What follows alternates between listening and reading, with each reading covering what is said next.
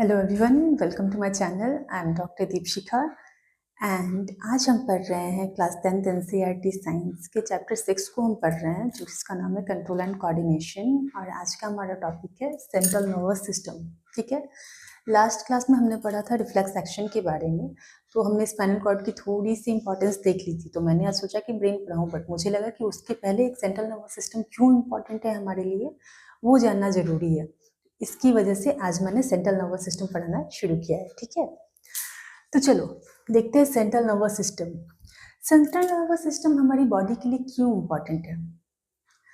तो ये वैसे ही हो गया कि हम जैसे कि कंप्यूटर के लिए सीपीयू, ये हमारी बॉडी का जो होता है वो कंट्रोल सेंटर होता है। हमारी बॉडी कोई भी चीज़ कर रही हो, कोई भी इंफॉर्मेशन प्रोसेसिंग कर रही है, कोई भी हम कोई भी काम कर रहे हैं, इनवॉलंटरी एक्शंस हो रहे हैं, हम सांस ले रहे हैं, हमारी पलकें झपक रही हैं, हमारे हाथ पैर चल रहे हैं, हम वॉक कर रहे हैं, खाना खा रहे हैं, कुछ भी कर रहे हैं, ये सारा कुछ nervous system mean central nervous system के द्वारा ही ये सब कंट्रोल होता है। ठीक है, तो इसको हम कंट्रोल सेंटर भी कह सकते हैं कि हमारी बॉडी का कंट्रोल सेंटर होता है, कंट्रोल रूम होता है कि हमें करना क्या है।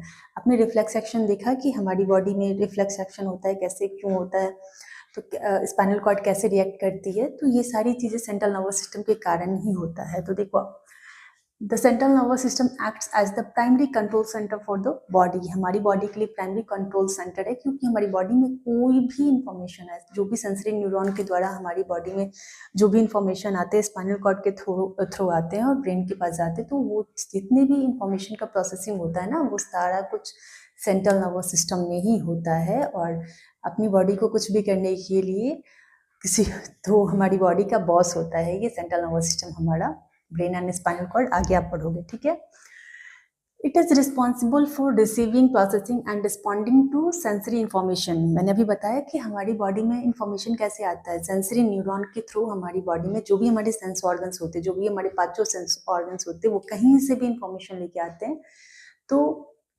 इस इंफॉर्मेशन को प्रोसेस करना ये सेंट्रल नर्वस सिस्टम का काम होता है। ठीक है, अब आगे देखो आप, सेंट्रल नर्वस सिस्टम जो होता है वो दो पार्ट्स में होता है। ठीक है, फर्स्ट इसका जो पार्ट होता है वो होता है brain and second is spinal cord. ये हमारा ब्रेन, ये जो हमारा ये पोर्शन है, ये हुआ हमारा ब्रेन, और ये है हमारा स्पाइनल कॉर्ड। ये हमारा हो गया स्पाइनल कॉर्ड।